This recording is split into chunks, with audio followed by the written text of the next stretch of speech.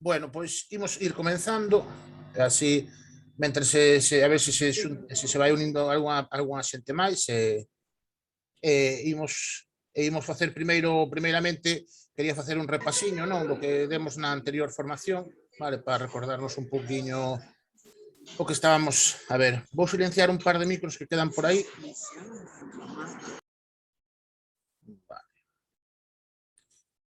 Vale, perfecto. Bueno, pues nada, bo día, bo día a todas, e nada, vamos a facer primeiramente, bueno, graciñas por estar unha mañá de domingo, aquí algúns madrugastes que xa vos conectastes de primeira hora comigo, e nada, graciñas por estar, vamos a seguir con esta formación. Esta formación é a segunda parte do que sería a formación que vimos fai un par de semanas, que estábamos un pouco describindo o que era a Lei 39 de 2015, que é de procedimento administrativo común das administracións públicas, e despois a Lei 40 de 2015, que sería o régimen xurídico destas administracións públicas.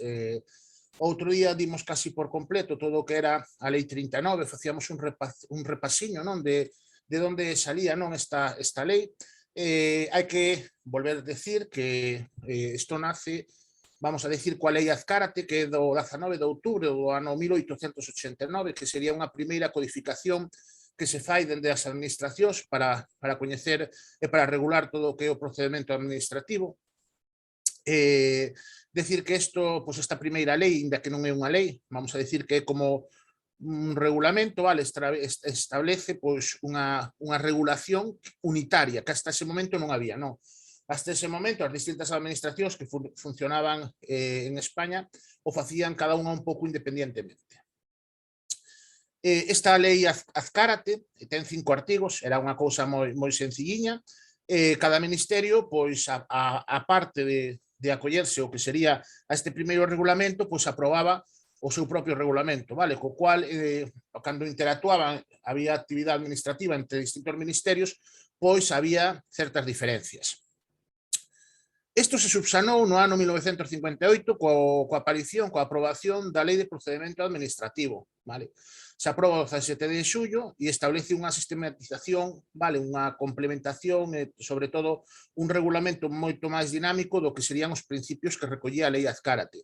Hai unha unificación con respecto ao que pois todos os distintos procesos administrativos dos distintos ministerios, é un documento moito máis depurado que a Lei Azcárate. De feito, sobrevive a promulgación da Constitución Española, é un documento que ten vixencia hasta o ano 82. Perdón, hasta o ano 92, que sería cando se aproba a anterior lei, a actual, que sería a Lei 30, 1992, de régimen xurídicos das administracións públicas, que sería a nai da actual Lei 39 de 2015 e tamén da Lei 40, ainda que a Lei 40 de 2015, vale, tamén bebe de outras fontes, como é a Lei 6/1997, que toda a xente que estudiou daquela época conocía como a LOFAGE, que era a Lei de Organización e Funcionamento das Administracións Generales do Estado. E bueno, con este antepasado xurídico, pues chegamos ás actuales leyes, a 39 de 2015 e a 40 de 2015, que son as que regulan todo o que ten que ver co procedimento administrativo, co régimen xurídico das administracións públicas que utilizan o procedimento administrativo para comunicarse entre elas e para comunicarse co resto de cidadáns. Vale, entonces, hasta aquí era máis ou menos o que habíamos visto así outro día, habíamos feito así pois unha pequena introducción, e eu agora quería, aparte disso, vos vou pasar o dos recursos que habíamos visto así un pouco por riba, pero tal vez me había mesturado algunhas cousiñas, vamos ver outra vez os dos recursos e despois tamén un breve resumen do que sería toda a instrucción do procedimento administrativo.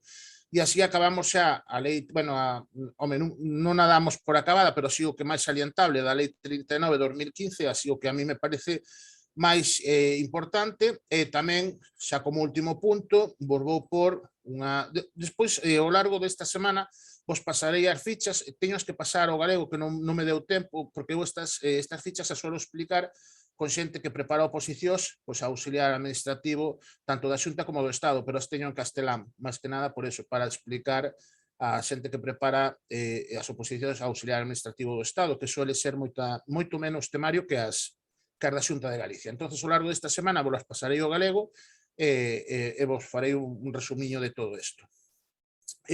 Vos paso dos resúmenes, o resumen do procedimento, do recurso, e despois tamén veremos un pouquiño, recalcaremos os dereitos dos cidadáns ante a lei de procedimento administrativo, vale? Vamos ir agora co dos recursos, vou compartir a imaxe. Vamos a ver, vale.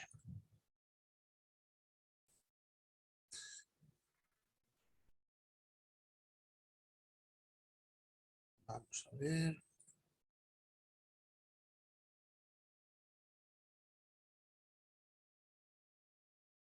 Un minutiño que me ando eu aclarando aquí.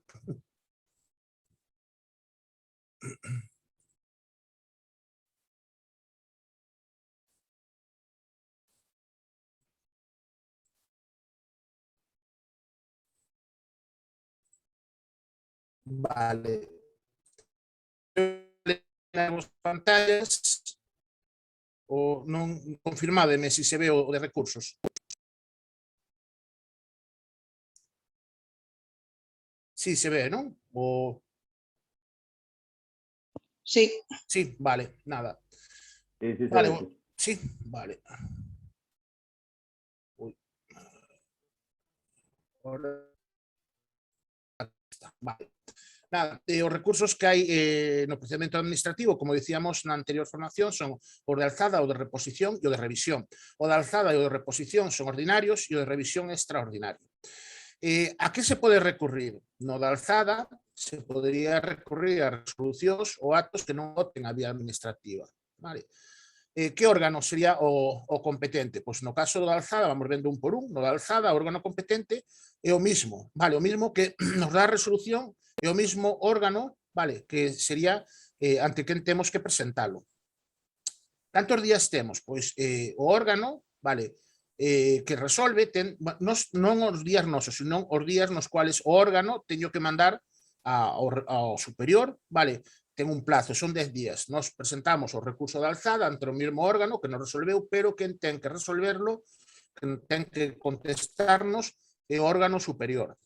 Polo general se suele mandar un informe e unha copia completa do expediente ao que estamos nos presentando o recurso. O órgano que resolve, como xa dixemos, o superior jerárquico, os motivos polos cuales nos presentamos o recurso de alzada é para que sea a nulidade total da resolución ou do acto que estamos recurrindo ou a anulabilidade de partes do mesmo. Vale, isto xa explicábamos outro día. A nulidade sería a nulidade completa do documento por calquera cuestión que nos vexamos ou que se veña recollida na propia lei de procedimento para solicitar a mesma nulidade, que ven recollido no artigo 47, e a anulabilidade se fai con respecto á parte do acto, vale dicir, se anula unha parte. Eso non quere dicir que o resto da resolución non se contemple ou non se cumpla, aínda que cumplir, pero nós podemos solicitar, por exemplo, cando un acto, unha das súas partes, pois nos daña ou viola un dos nosos dereitos, por exemplo, poderíamos solicitar a súa anulabilidade. O plazo para presentalo nos é sempre dun mes, vale? Si a resolución é expresa, si é presunta, en calquer momento a partir do silencio administrativo. Isto comentábamos outro día, si temos resolución expresa, que a administración sempre ten que resolver, pero hai veces que por calquera motivo non o fai, entonces unha vez vencido o plazo para resolver, se entende que o silencio administrativo era negativo, é dicir, que se nos desestima, non? Entonces, si temos resolución do acto, temos un mes para presentar o recurso. E se non hai unha resolución, en calquera momento, dende que se inicia o silencio administrativo. A resolución, pois en este caso, o órgano superior jerárquico ten 3 meses para contestarnos, para resolver si nos acepta ou non nos acepta o noso recurso. Si en 3 meses non hai unha resolución expresa, volvemos outra vez ao silencio negativo e o entendemos como desestimatorio, vale? O silencio sería negativo, vale? É dicir, non se nos aceptaría o noso recurso. Si se desestima o noso recurso, pois nos queda o contencioso administrativo, se teríamos que ir por a lei ordinaria, ou de revisión, se houbera motivos, vale? Despois teríamos o recurso de reposición, vale? Que este se pode interpoñer ou non, podemos ir directamente ao contencioso administrativo. Aquí, o recurso de reposición, sí é contra resolucións ou actos que agoten a vía administrativa. Vale, é dicir, un acto non agota a vía administrativa cando contra él pues, nos permite, na propia resolución, se nos di contra este acto que non agota a vía administrativa cabe recurso de alzada. Si non se nos especifica, que significa que a resolución ou acto contra o que imos recurrir agota a vía administrativa, co cual o recurso de alzada xa non cabe lugar, teríamos que ir ao de reposición. Se presenta tamén ante o mesmo órgano, vale? Quen resolve neste caso? O mesmo órgano. Os motivos polo cual podemos presentar o recurso de reposición son igual que os da alzada, nulidade ou anulabilidade do acto ou da resolución completa ou de partes da mesma. Plazo para presentalo, igual que o anterior, se temos unha resolución expresa temos un mes, se non temos resolución expresa en calquera momento dende que se inicia o silencio administrativo. A resolución, en este caso, o acto de reposición, hai o órgano competente para resolver ten un plazo máis curto, en este caso sería un mes. Que non se resolve, volvemos ao de sempre, o silencio administrativo se entende como desestimatorio. Recursos contra a desestimación do recurso de reposición, pois en este caso o contencioso administrativo, o último caso, se houbera lugar que é o de revisión. E imos con este último de revisión, que é un recurso extraordinario. Vale, é dicir, aquí ten que haber unha, pois, vamos a dicir, unha motivación clara de que queremos recurrir.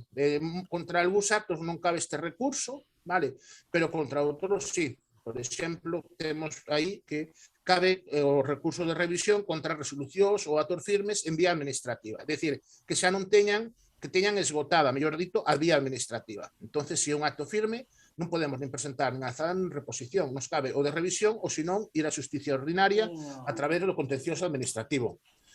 O presentamos contra o mesmo órgano, que é quen sería o competente para resolver, resolve o mesmo órgano, e aquí os motivos, aquí é un poquinho máis lioso, non? É dicir, eu intentei resumilo, pero a ver se quedou claro. Se vemos un error dos feitos, vale, temos 4 anos desde que se notifica a resolución. Vale.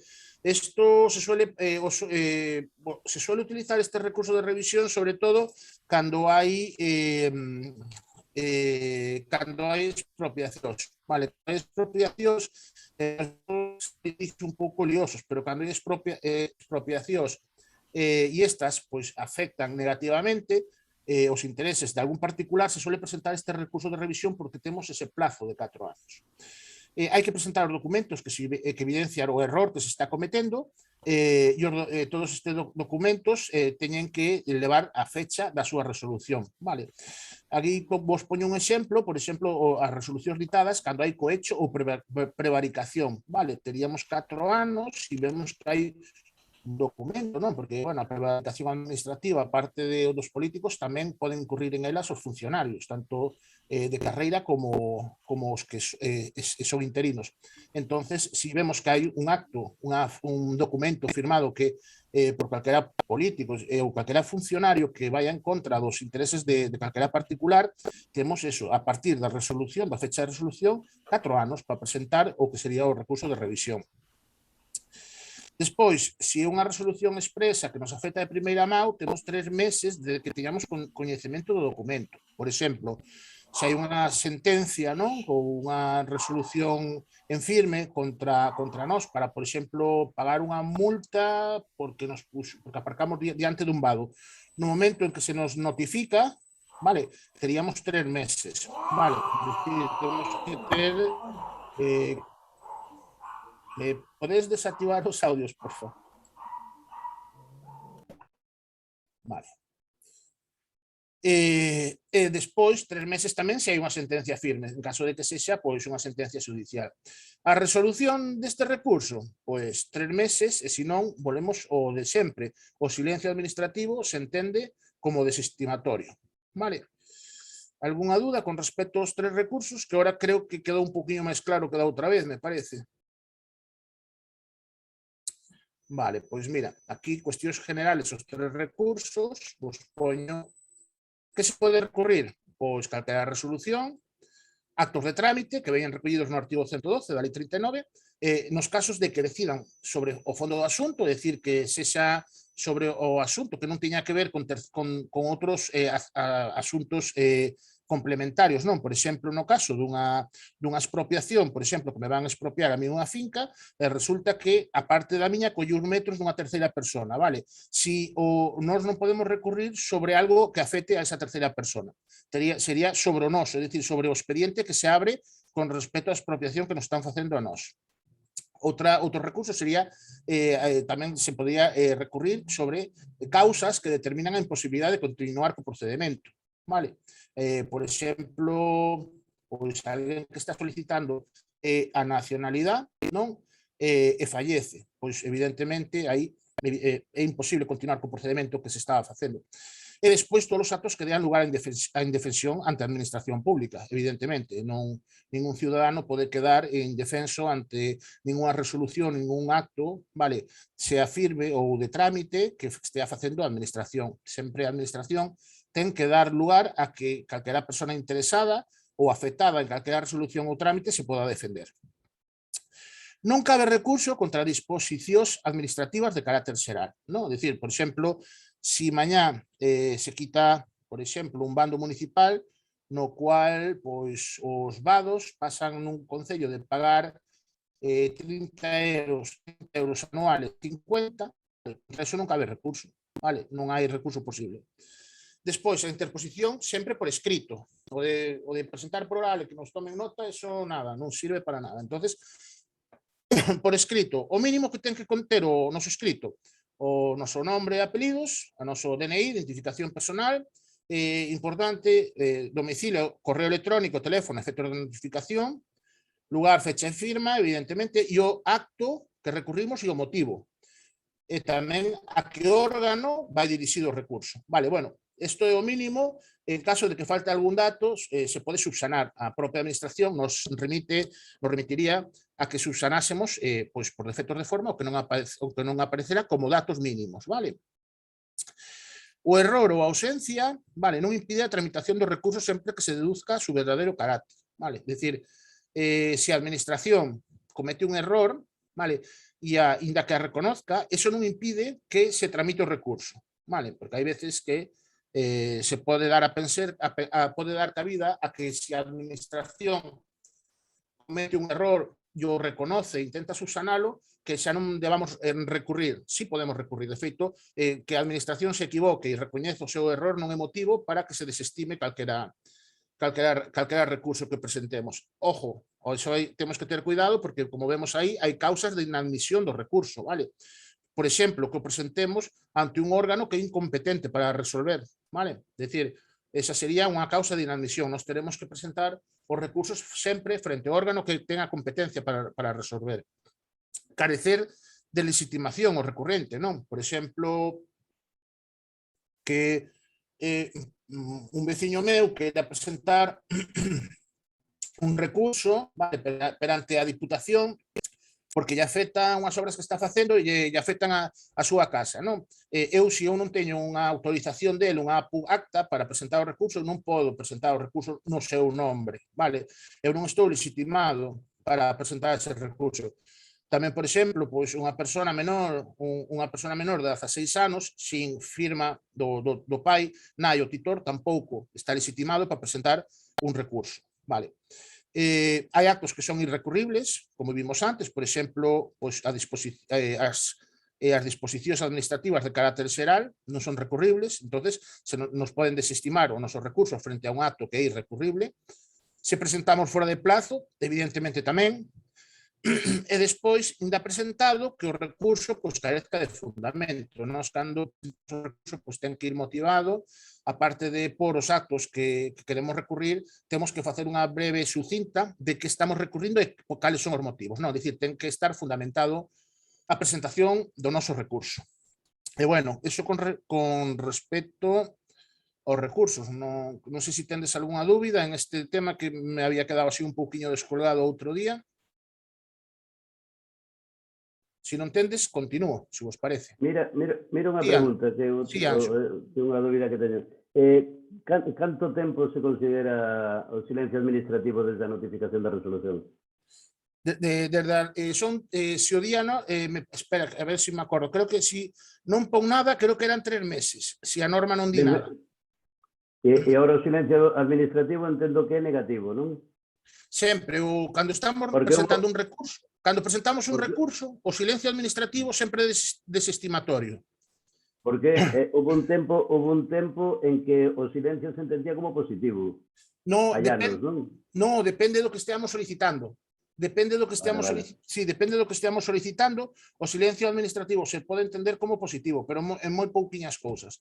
E despois, a administración para resolver, polo general, o que nos diga a norma, é o plazo que ten. Se non di nada, son 6 meses, excepto que a norma diga algo máis. É dicir, o máximo son 6 meses. Se a norma non di nada, a lei de procedimento administrativo di que 3. Vale? Decir, sí, entendemos primeiro o que diga a norma. Se a norma ou quen dicta, vale, quen dicta, por exemplo, estamos falando de procedimento administrativo, pero depende do que esteamos, de que documento esteamos tramitando. Entonces, por exemplo, no, se estamos solicitando un permiso, un visado, por exemplo, o que se cambia a solicitar pues, un certificado de empadronamiento. Entonces, por lo general, o que diga a norma. Se a norma non di nada, o máximo 6 meses. E se a norma non di nada e non hai que tirar dos 6 meses ou algún plazo superior se o di a lei, o normal son 3 meses para resolver. Vale, gracias. Vale. Nada, vou por ahora dos dereitos, vou repasar moi rapidiño. Dereitos dos cidadáns na lei de procedimento administrativo, que tamén era unha cousiña que outro día me quedou así un pouco, pasei un pouco por riba para non dilatar moito. Vou por... Vale. Volvo a repetir, desculpade que estea en castelán, intentarei pasalos esta semana ao galego para que os teñades. Isto me parece que tamén xa o pasei noutro documento, pero bueno, facemos un pouquinho así de memoria. Vale. Nada, os dereitos de calquera cidadán ante a lei de procedimento administrativo veñen recollidos sobre todo no artigo 13, no 53. No 13 nos di os dereitos básicos que temos a comunicarnos coa administración, a ser asistidos no uso de medios electrónicos, evidentemente. Isto cambiou dende a nova lei de procedimento, de acceso á información, non? Entonces, o que antes se facía todo por ventanilla, ahora, o comentaba tamén antes Laura, pois todo se fai, moitísimo se fai por, e co tema da pandemia, con máis razón, se fai por procedimento electrónico. O das lenguas oficiales, evidentemente, nos podemos presentar un escrito aquí tanto en castellanito como en galego. E a administración, calquera delas, tanto a local, a autonómica como a estatal, non poden rechazarlo. Despois, acceso a información pública, registros, hablamos tamén, o que nos sexamos parte interesada. En ese caso, a administración nos ten que dar acceso a información e tamén cando a información é xeral, a administración está obligado, se o solicitamos, a darnos esa información. Pode ser tratados con respeto, deferencia, eso parece unha tontería, pero moitos funcionarios son así un pouquiño, bueno, daquela maneira, e, bueno, en principio non pode haber esa deixadez por parte dos funcionarios, é dicir, é obligatorio por eles, polo texto refundido do Estatuto Básico dos Traballadores e Funcionarios, pois a que nos traten con amabilidade e con deferencia. Nada, exixir responsabilidades, eso comentaremos despois, ben recollido na Lei 40, as administracións públicas, a obtención, utilización de medios de identificación, firma electrónica, bueno, o que xa comentábamos outro día, a protección de datos de carácter personal, evidentemente, a administración pois ten a obligación de tratar os nosos datos con especial cuidado e, sobre todo, a non publicalos. E despois, calquera outro que recoñezca a Constitución e as leyes. Bueno, a responsabilidade de tramitación, xa repasamos outro día, non vou incidir. E despois, no artigo 53, era o que falábamos máis detalladamente, que eran os dereitos do interesado no procedimento administrativo. É dicir, nós temos dereito a conocer o estado da nosa tramitación, a tramitación do documento, vale? Temos tamén dereito a saber o sentido do silencio, se non o coñecemos, non temos por que sabelo. É dicir, se non se nos resolve, nos podemos dirixirnos á administración solicitándolle a resolución expresa e tamén saber o sentido do silencio administrativo. Temos dereito a saber que órgano é o que nos está levando a tramitación, tanto a instrucción como a resolución. temos dereito a saber se hai actos de trámite editados, se a propia administración solicitou outros tipos de informe, é dicir, temos dereito a saber e a coñecer como está completamente o expediente no cual nós somos parte interesada. Tamén, evidentemente, identificar as autoridades e o personal que tramitan o procedimento, eso falaremos despois na recusación e na abstención, vale, é importante que nós, como parte interesada en calquera procedimento, sepamos quen está resolvendo, porque, oye, nun sitio pequeno, tal vez, é por un exemplo, non, quen está tramitándome un documento é un veciño co cual me levo fatal, e el, pois, para facer unha puñeta, non me tramita ou me dilata nos tempos. Eu podo, en ese caso, solicitar a súa recusación, porque eu teño un conflicto con el personal ou vai reflexar ou a hora de tramitarme un documento a mí. Eso o comentaremos despois. Temos dereito, en caso de se a administración ten documentos que nos está pedindo, nós non temos a obriga de darllos. A propia administración, se xa os ten, non pode pedirnos outra vez. E tamén temos dereito, en este caso, a non presentar originales. O normal é presentar copias compulsadas. Se nos piden originales, si temos dereito a guardar copia compulsada e que a administración nos los devolva unha vez pechado e resolto o acto, o procedimento administrativo que este aberto. Temos dereito tamén a formar alegacións, vale, a defendernos e incluso aportar documentos ou informe en calquera fase, sempre antes do trámite de audiencia. Os documentos poden ser vinculantes ou non vinculantes, pero nós temos o dereito sempre de poder presentalos. Bueno, tamén temos dereito a ter asesoría se nos fixese falta en calquera fase da instrucción. Bueno, isto o da letra H é cumprir as obligacións do pago. Isto que sepades que no procedimento administrativo non todos os procedimentos son gratuitos. Hai algúns que hai que pagar tasas por elas. Isto é como cando imos ao concello e queremos pedir información de documentación, a veces por algunhas cousiñas que pedimos nos van cobrar unha tasa. Vale, eu o comento porque a veces, por exemplo, nós aquí no Carballiño tuvemos un caso no que tuvemos que pedir un informe, bueno, sí, non era un informe, era da policía local, era, non me acordo como se chama ahora, nos cobraron 40 e pico euros polo informe ese que solicitamos. Entonces, hai cousas que hai documentos polos cuales dentro do procedimento administrativo pois temos que pagar. E bueno, eso con respecto aos dereitos que temos perante a administración, bueno, que xa na anterior formación pois xa o comentábamos. Algúna cousiña hasta aquí?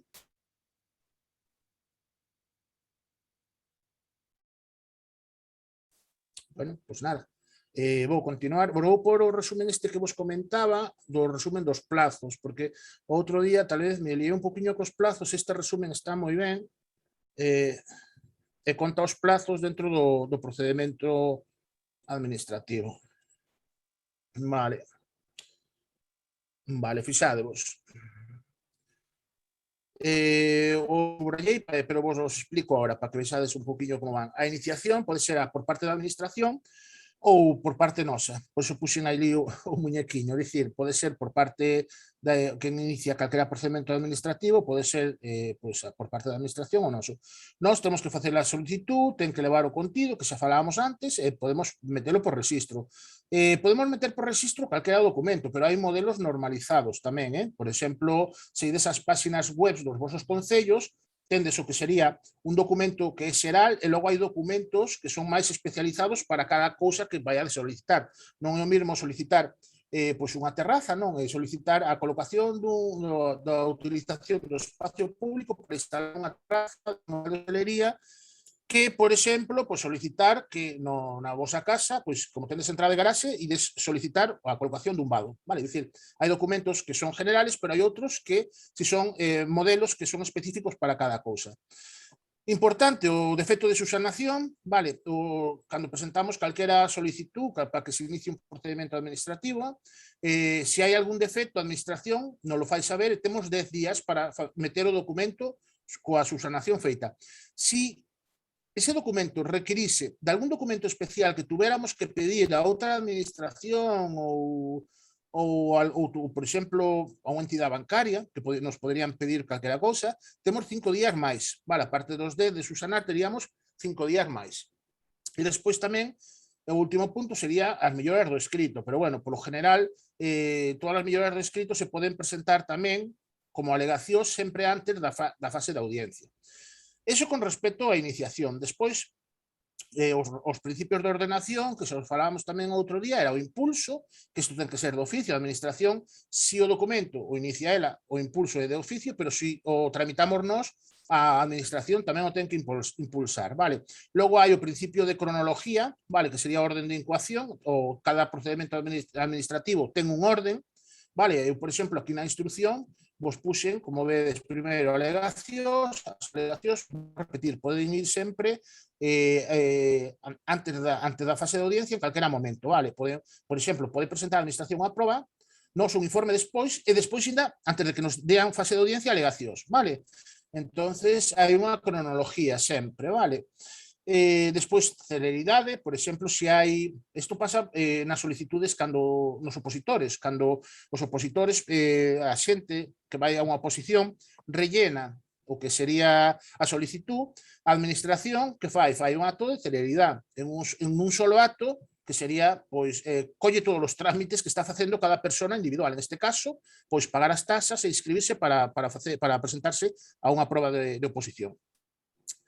Hai que cumplir trámites, vale? Cando se nos notifica, temos 10 días, por exemplo, para presentar algún documento ou se fai falta algún informe, temos 10 días. Salvo, como sempre, que a norma indica outra cousa, é dicir, no propio documento, se nos indican outro plazo, será outro plazo, senón, sempre que recibimos unha notificación para cumplimentar calquer trámite que nos solicite a administración, temos 10 días. E despois, se houver algunha incidencia, dicir que as mismas non suspenden o procedimento, salvo que haxa, o comentaremos despois, e xa vos lo comentaba antes, a recusación. Se hai incidencias na hora de tramitar o procedimento administrativo, solo, únicamente, se suspende o procedimento si solicitamos a recusación por parte de quen das personas ou da persona que é a encargada ou as encargadas de tramitar e resolver o procedimento administrativo do cual somos parte interesada. Bueno, despois, en instrucción, o dito, temos unhas fases, a das alegacións a puxen ali nun ladiño porque as podemos presentar sempre en calquera momento e sempre antes da fase de audiencia, salvo que houbera algún defecto de tramitación, vale? As alegacións sempre, en calquera momento da instrucción do procedimento, pero ten que ser sempre antes da fase de audiencia. Vale?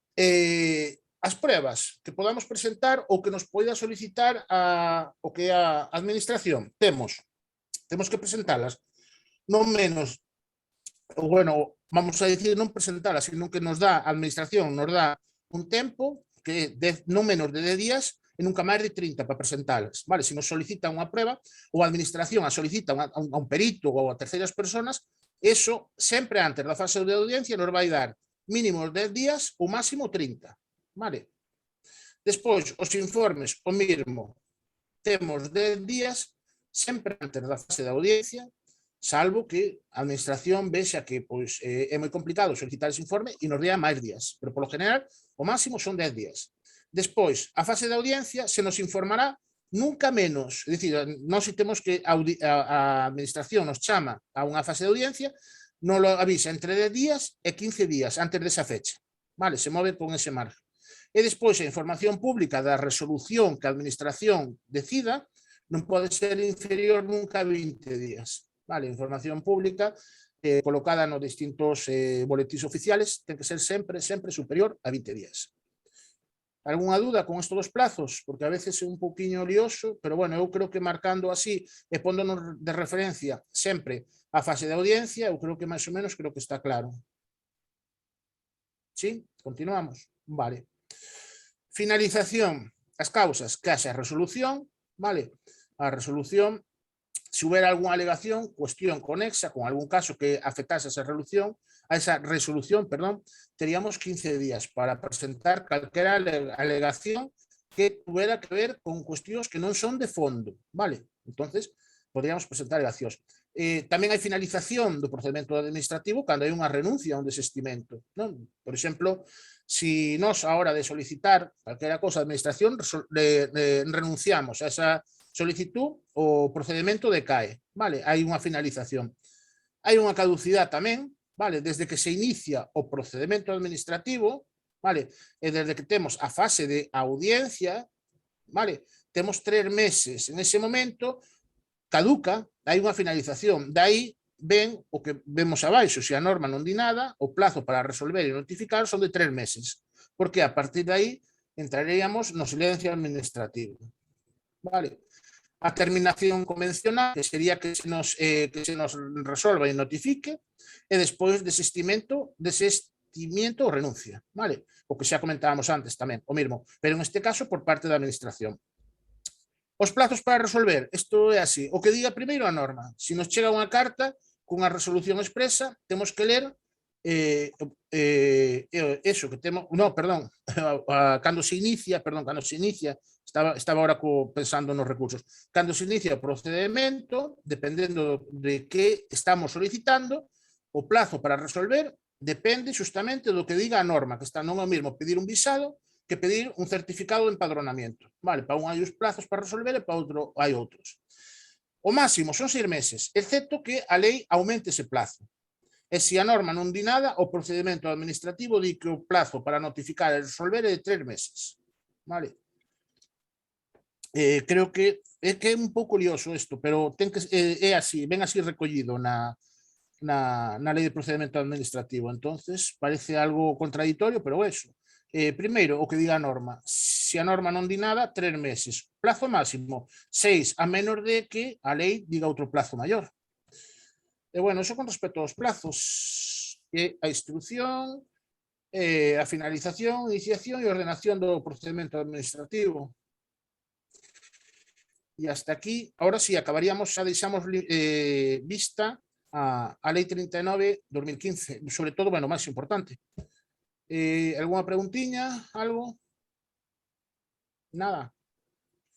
Vale, pois vamos ir coa lei 40, coa lei 40, a lei, bueno, a reja, como lle chamo eu.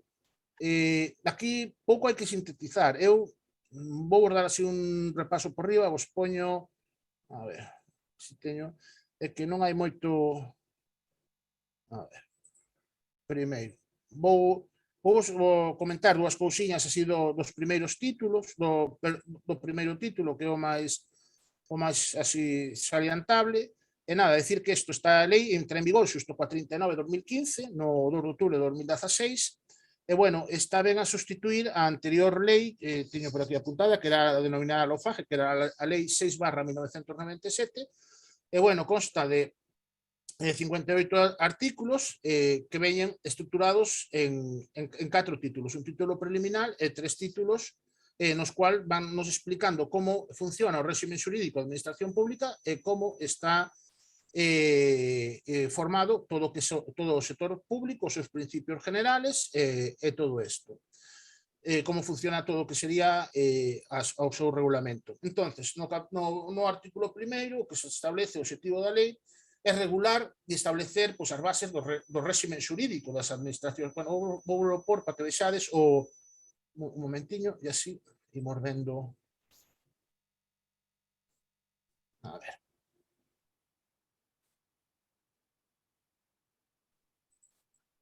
Vos poño. A ver.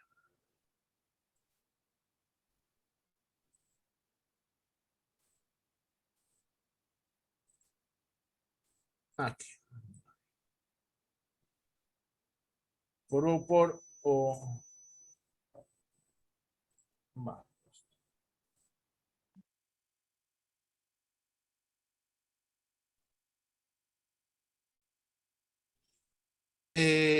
Se ve, ¿verdad? Ley 40/2015. Sí, ¿no? Vale. Vale.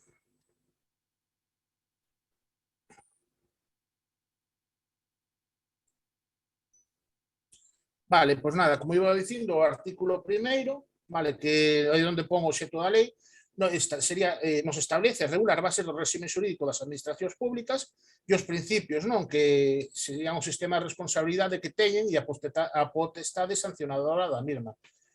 No ámbito subxectivo se aplicará, pois, se nos di, máis que nada, determina onde se van a aplicar eses principios generales, non? Dicir, nos fala da Administración Xeral do Estado, nos fala das administracións das comunidades autónomas e nos fala tamén das administracións local e o sector público institucional. Recordar que na administración local falamos non só de concellos, sino tamén de diputacións e despois todo o que teña que ver co sector público institucional son todos os órganos que son dependentes das administracións públicas, consorcios, entidades mercantiles, incluso universidades, aquí se recolle. Decir que o sector público institucional, aparte de todo isto, se regula a veces non só por esta lei, sino pola lei privada.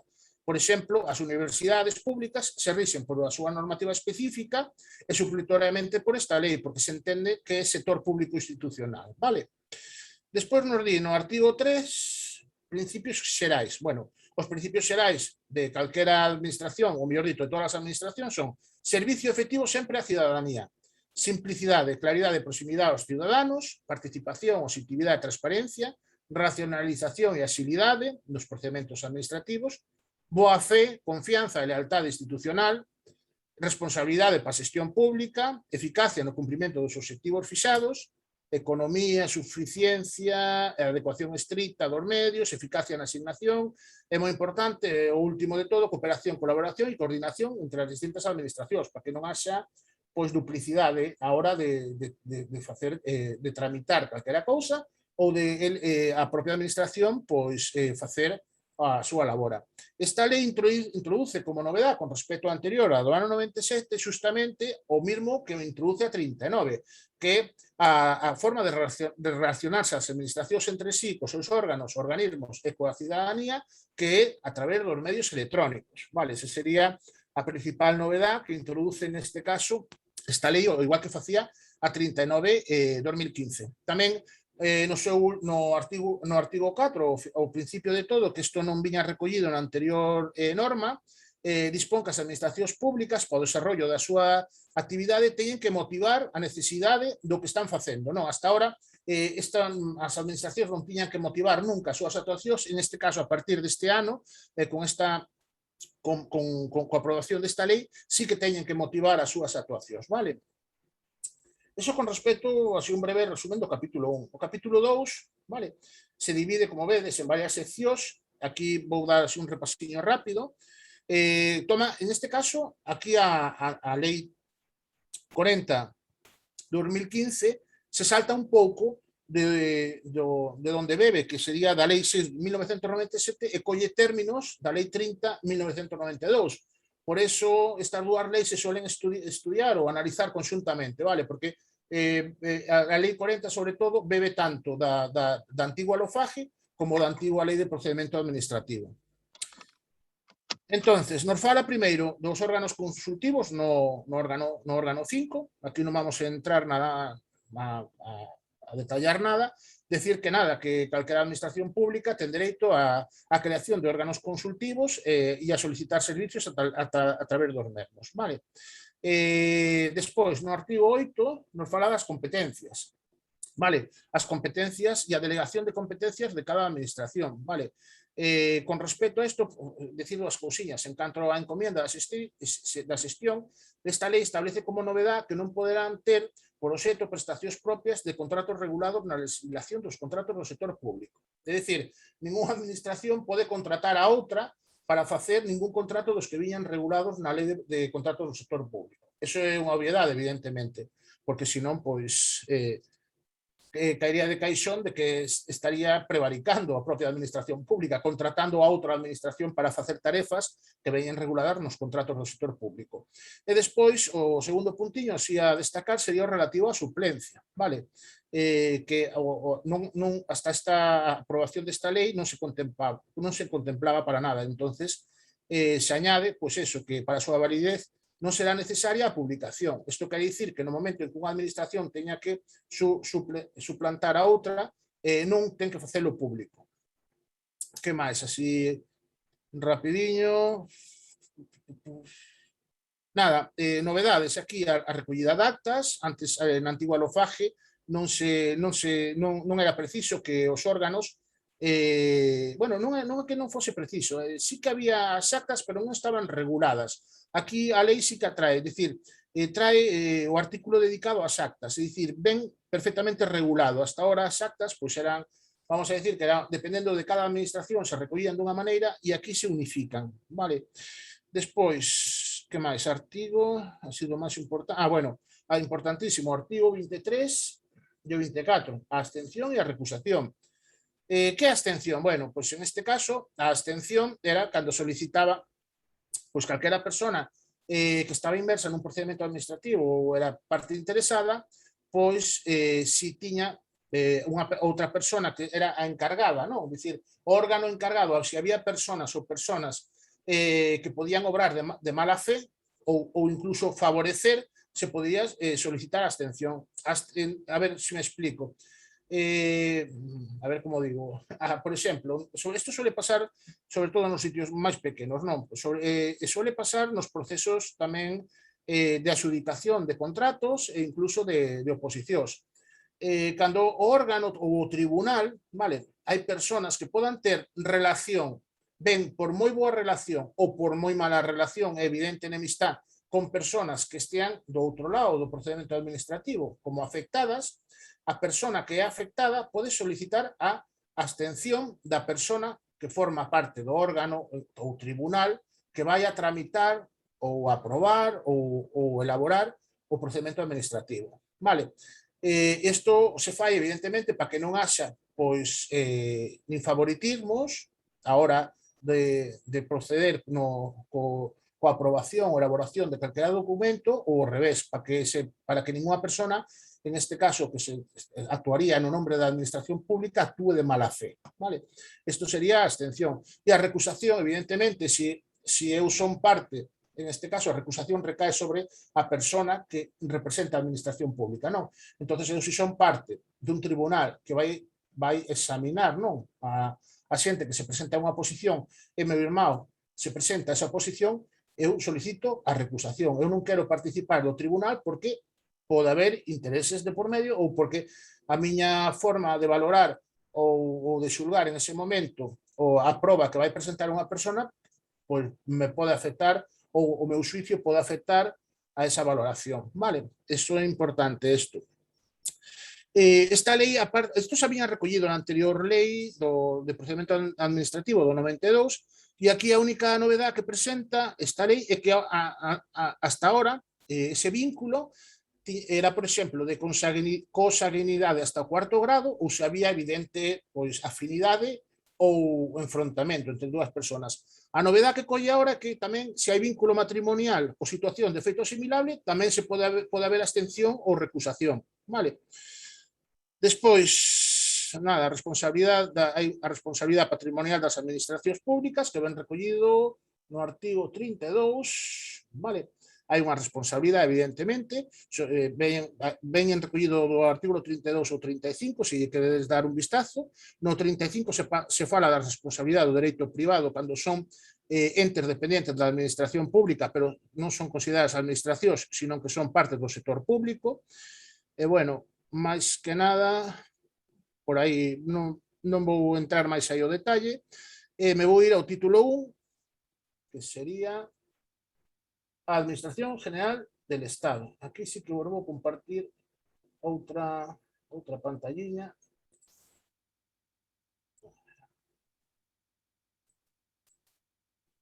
Un minutillo.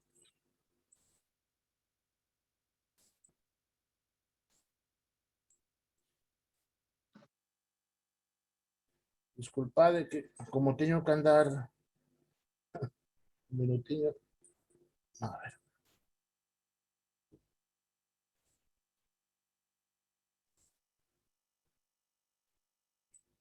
Vou por outra pantalla. Este é un resumen de como está organizado. Bueno, algúns xa os conoceredes, como está organizado os ministerios e todo isto, pero bueno, lo poño igual porque está moi clariño aquí. A ver, estructura. Aquí está.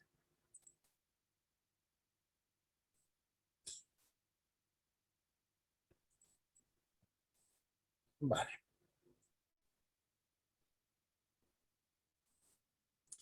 Bueno, órganos unipersonales.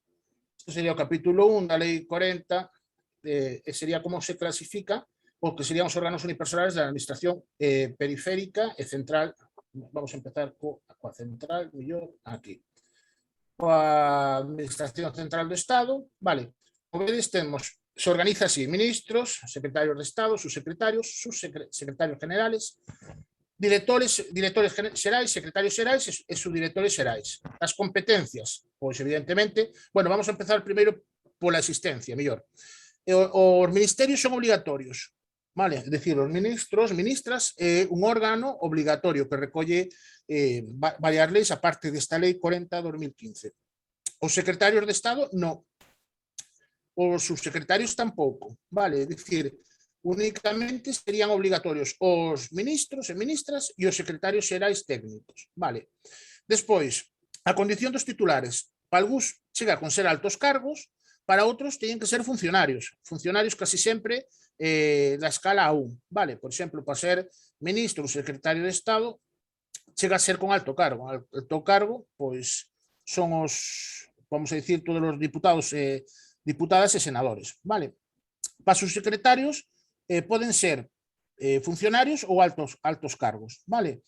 En este caso, os secretarios, como dicíamos, como os ministros, son órganos de obligatoria asistencia. Despois, os secretarios xerais non teñen que ser funcionarios, chega con ser altos cargos, e despois, directores xerais tampouco son obligatorios, igual que os secretarios xerais.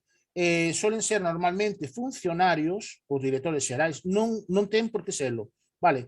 Salvo que o Real Decreto da estrutura do departamento de calquera ministerio establece outra cousa. Se non son altos cargos, polo general, pois solen ser cargos de libre designación. E despois, os secretarios xerais técnicos, que este sí é un órgano obligatorio, tamén poden ser funcionarios ou altos cargos. E despois, xa, por último, os directores xerais son casi todos funcionarios. Tipo de órganos, superiores e directivos. Diferencia, pois que os superiores teñen a maior carga de responsabilidade e os directivos teñen menos responsabilidade, pero son os encargados de organizar as distintas áreas do departamento e sobre eles recae esa organización e dinamización. Os superiores teñen, por exemplo, competencias como é a aprobación do orzamento da súa área, da aprobación do borrador do orzamento do ministerio das secretarías que levan, os directivos non. Vale, é dicir, é cuestión de competencias. Nombramiento e cese, pois evidentemente os ministros os nombra o rei e os propón sempre o presidente do goberno. Os secretarios de Estado vai de outra maneira. Por lo general se fai por Real Decreto no Consello de Ministros e a proposta sole ser ou do presidente ou do ministro do que van depender esa secretaría. O resto, desde subsecretarios hasta secretarios xerais técnicos, se nombra por Real Decreto do Consello de Ministros e tamén se fai a proposta, como dixen antes, do ministro correspondiente da área do ministerio que van depender. E xa por último, os subdirectores xerais pois se nombran por orde ministerial e polo general basta cunha resolución do ministro ou secretario de Estado do que dependa. Vale, isto, volvo a repetir, son estes últimos son cargos que teñen que ocupar funcionarios. Bueno, a creación do órgano, decir, do ministerio, da secretaría, vale, hasta ahora estábamos falando de órganos unipersonales, ahora falamos do órgano colexiado, vale? Decir, o ministerio. Pois o ministerio o nombra por Real Decreto o presidente de goberno. Cada presidente de goberno nombra os ministerios que vai ter, decir, evidentemente, cada cual, pois, antes, bueno, no anterior goberno eran 5 ou 6 ministerios menos dos que temos ahora, creo recordar. Entonces, eso nada, cada presidente crea os ministerios e as áreas que cree conveniente. Despois, todo o que non teña que ver cos ministros e os secretarios de Estado, a creación dos distintos órganos, as subsecretarías, as secretarías xerais, as direccións xerais, se fai por Real Decreto no Consello de Ministros, quen propón o ministro da Administración Pública, pero sempre a iniciativa do ministro ou ministra que leve esa área. Vale, por exemplo, no, por un exemplo, que pois mañá Yolanda Díaz quere pois nombrar ou crear dúas direccións xerais de emprego para ETTs ou algo así, non, que non houvese, non? Pois a proposta pode ser levada e aprobada por dúas opcións. A primeira, nun Real Decreto no Consello de Ministros, ou a segunda, Yolanda, pois, lle fai saber ao Ministerio de Administracións Públicas, non sei agora quen é a persona responsable, de que quere crear esa dirección xeral. Entonces, a iniciativa lle correspondería levala a Yolanda, pero a proposta a presentaría o ministro ou a ministra de Administracións Públicas. Alguna cousinha hasta aquí? Alguna pregunta? Non? Vale, seguimos entonces y estos serían los órganos de administración central y ahora nos queda a administración periférica. ¿Y esto qué? Esto es cuando falamos de delegados e subdelegados e todo esto. Como muchas veces non sabemos onde encuadrar o tema dos delegados de gobierno e todo esto. Bueno, pois nada, aquí volvo a repetir, son órganos unipersonales. Ámbito territorial, vos puxen tamén os dos insulares, bueno, porque me pareceu, bueno, para completar un poquinho non deixalo. Entonces, o delegado de gobierno ten rango de subsecretario sempre, vale, ten o mesmo rango, vale.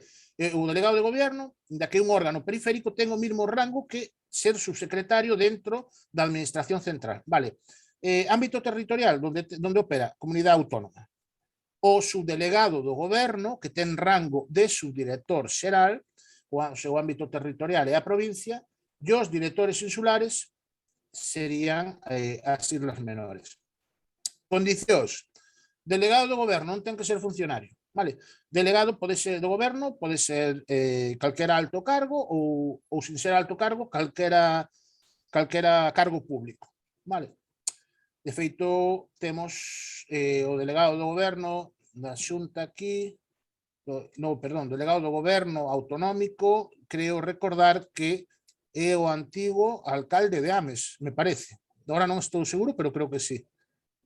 Bueno, o caso, chega con ser cargo público e non ten que ser funcionario. Por subdelegados de goberno, sí que teñen que ser funcionarios. E teñen que ser funcionarios ahora isto xa non, decía, antes facía falta ser doctor, licenciado, arquitecto, ingeniero equivalente, dicir, non valían as diplomaturas. Eso ahora se modificou, ahora co tempo, cando de momento pois non se deu o caso, pois con calquera título universitario chegará. E cos directores insulares o mesmo, son funcionarios e teñen que ter, pois, evidentemente, a categoría 1, sería doctor, licenciatura, arquitectura, ingeniero equivalente. De quen depende? Evidentemente, como o delegado ten rango de subsecretario, depende directamente do presidente do goberno. Vale? O subdelegado, evidentemente, do delegado, e os directores insulares, pois, dependendo das islas, nas Canarias dependen do subdelegado do goberno, e nas Baleares, vale, dependendo do delegado de goberno ou do subdelegado, dependendo da illa que sea. Non o puxen porque a nós pois, non nos afecta moito, o puxen a modo de curiosidade para que virades. Nombramiento e cese destes cargos, o delegado do goberno o propón o presidente do goberno e se nombra e se cesa, evidentemente, polo Real Decreto do Consello de Ministros. E despois os outros dos cargos, o subdelegado e o director dos insulares, por resolución do delegado de goberno. Vale? Tipo de órgano, alto cargo, no caso do subdelegado e de todos os insulares, non é alto cargo, porque xa dixemos que eran funcionarios. As competencias son xerais dentro do ámbito territorial que lle compete. Eso con respecto a como está organizado a administración xeral e periférica. E non sei que me queda por comentar, a ver.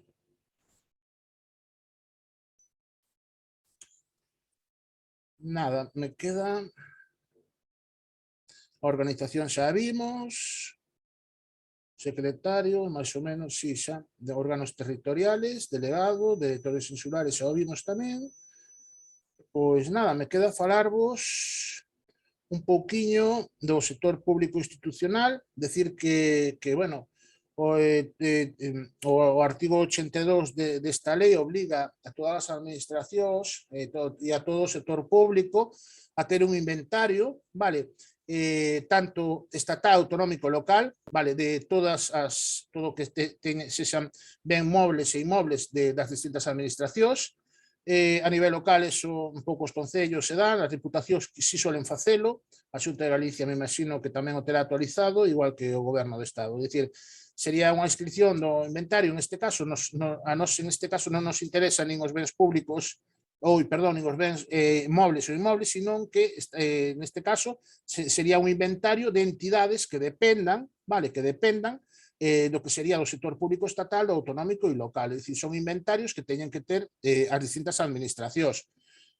Que dependen ou que entidades dependen ou teñen que aparecer en estes inventarios? Pois todo, disculpade, todos os organismos públicos que teñan pois dependencia económica, organizativa, legislativa do sector público, vale? Decir, aquí entrarían consorcios, convenios, organismos autónomos de réxime xurídico dependiente das administracións públicas, que máis me quedaría así por mencionar, as empresariales públicas, as entidades públicas empresariales, tanto de ámbito estatal como de ámbito autonómico, me quedarían as autoridades administrativas independientes de ámbito estatal, que as hai, sociedades mercantiles, tamén estarían englobadas en este inventario, que máis, consorcios, que creo que xa o dixen, e bueno, eso, por exemplo, todas estas figuras están recoñecidas e dependen do sector público,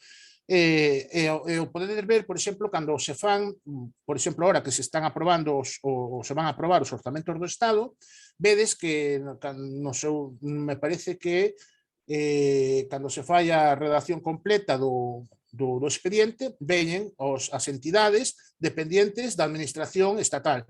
E vedes que aí veñen todas estas, veñen fundacións do sector público a nivel estatal, veñen consorcios, veñen os fondos carentes de personalidade xurídica, pero que dependen do sector público estatal. Bueno, pois todas estas entidades teñen que figurar nesta listaxe, vale, que falamos no inventario de entidades de colaboración ou dependentes do sector público.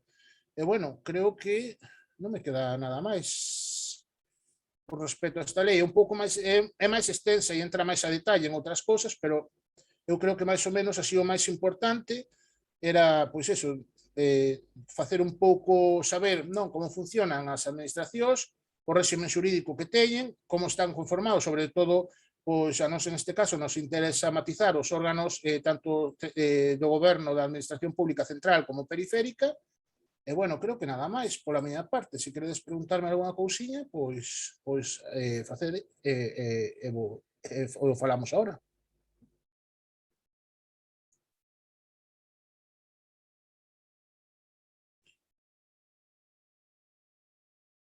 Bueno, pois nada, se non hai preguntas, non vos entreteño máis, graciñas por acudir a esta formación.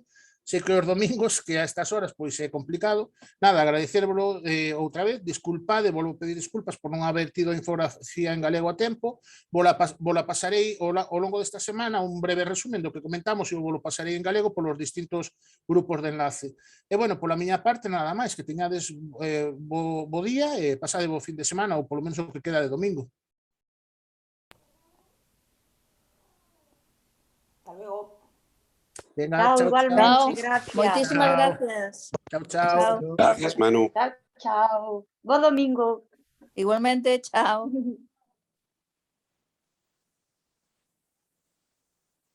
Ay, Dios, no veo nada. Desconectar.